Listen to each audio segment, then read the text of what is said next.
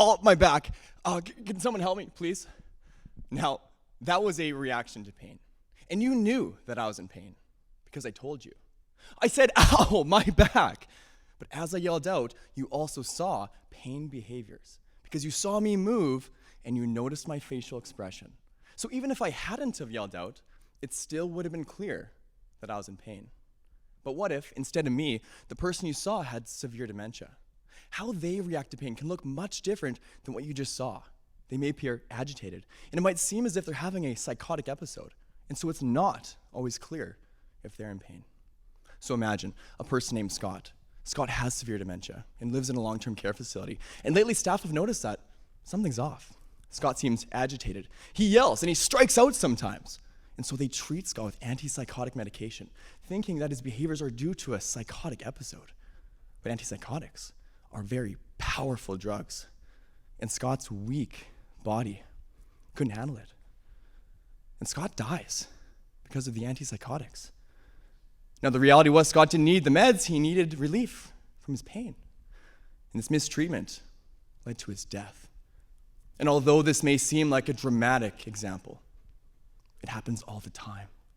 So the question is, and how do we tell if someone's having a psychotic episode or if they're in pain? The answer is as simple as a pain assessment checklist. These are forms used by healthcare staff to assess pain behaviors like Scott's. And there are many checklists out there, and they all assess different types of pain behaviors. Like, is the person squinting? Are they yelling? Are they striking out? And there are many different ways that someone with dementia might react to pain that we can assess using these checklists. But here lies the problem, because it's impossible to capture all of those behaviors on a single checklist, because they only assess some of them. And right now, we don't know which checklist is most accurate at assessing pain in severe dementia. So in my research, I'm comparing 7 different checklists to one another to see which of them are the most accurate. And so far, I found 3 that are very strong, and they all assess similar behaviors. But now I'm looking at the other 4 that aren't as accurate and asking, why is that the case?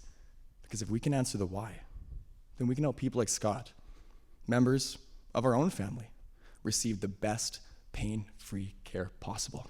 We can go from mistreating with that antipsychotic to giving them the relief from pain that they need.